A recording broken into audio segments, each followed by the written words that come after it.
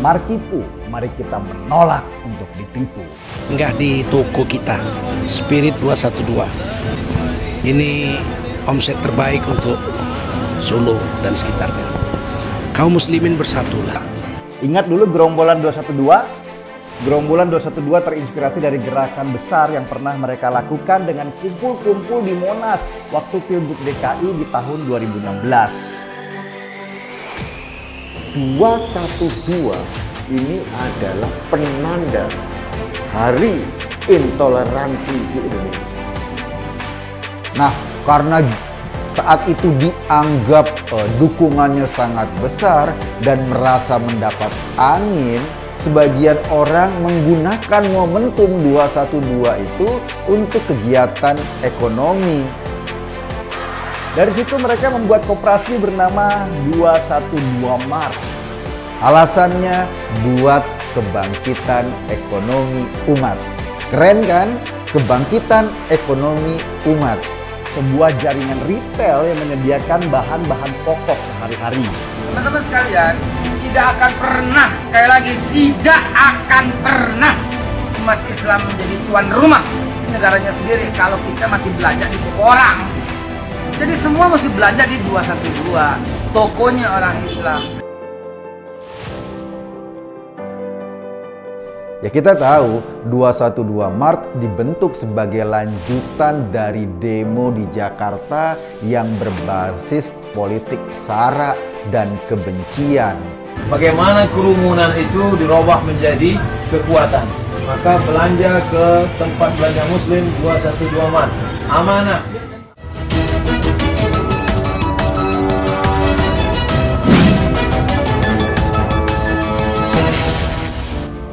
Saking semangatnya ingin membela Islam, beberapa orang niat untuk bikin 212 Mart di sana. Ada pola-pola penggalangan dana, ada yang lewat pengajian, lewat jemaah masjid atau musola. Jadi ketika ngaji ya sekalian digalang dana. Atau ada juga yang bentuknya investasi, ditawarin investasi. Seperti layaknya investasi di perusahaan-perusahaan. Dan akhirnya terkumpullah total lebih dari 2 miliar rupiah dana masyarakat yang berinvestasi mulai dari 500 ribu rupiah sampai 20 juta rupiah per orang. Yang lewat pengajian atau lewat jemaah musola ya mungkin tawarannya nggak imbal balik secara langsung, paling hanya dijanjikan surga sebagai imbal hasilnya. Ini juga aneh, katanya investasi untuk akhirat, tapi kok masih berharap untung lebih. Jangan lupa untuk subscribe dan nyalakan lonceng notifikasi. Kabarnya nih ya, mereka mengumpulkan kira-kira ya 10.000 per orang di setiap pertemuan pengajian. Duitnya dikumpulin, kemudian diserahkan ke kelompok-kelompok ini.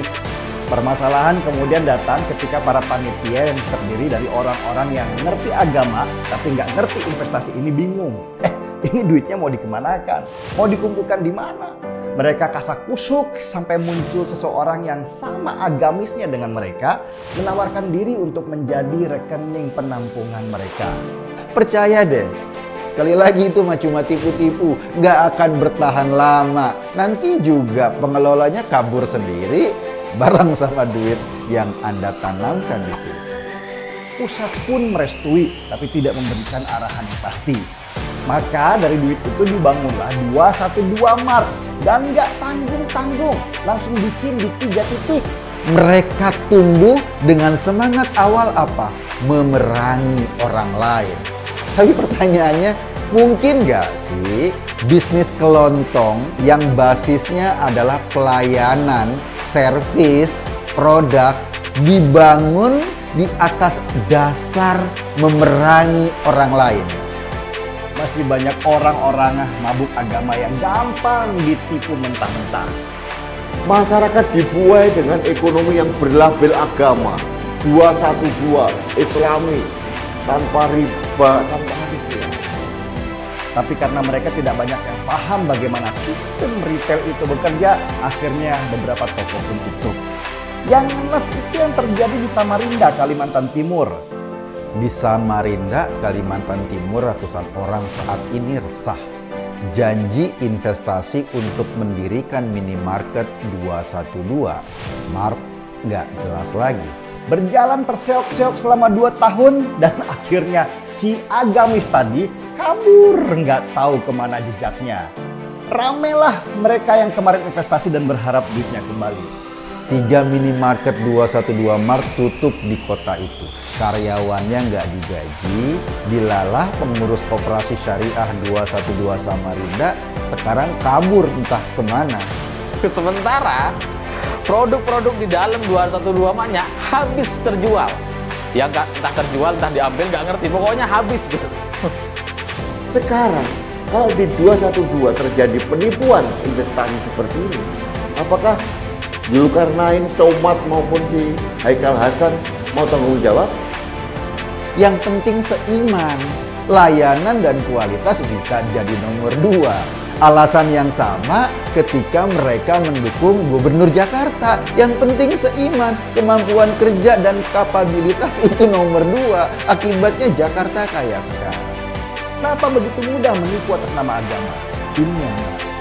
Agama selalu diidentikan dengan kebenaran. Karena itu pembawa agama selalu dianggap orang yang benar, soleh, dan bertakwa. Gak mungkinlah nipu. Jangan terpukau dengan sorban, dengan peci, jidat hitam, jenggot, cingkrang, dan kata-kata manis dengan kalimat-kalimat mengutip ayat-ayat tertentu. Gua kira kalau gua investasi atas nama agama nggak mungkin ditipu lah, karena panitianya takut sama Tuhan. Ternyata kabur juga. Pasti juga mereka malu kalau mereka mau menanyakan gimana kabarnya ekonomi umat sekarang. Maksudnya gimana kabarnya duit mereka sekarang. Kalau mereka nanyain, nanti nama mereka dicoret dari buku besar pahala. Assalamualaikum warahmatullahi wabarakatuh. Teman-teman sekalian, saya berada di 212 Mart. Gak usah mikir lagi ya. Gak usah mikir lagi, itulah fondasi kekuatan umat saat ini. Gak usah Anda berpikir, punya produk siapa, dia juga. Jangan dulu, minimal kita sebagai salah satu jaringan yang menjual produk-produk untuk kebutuhan umat. 212 Mart.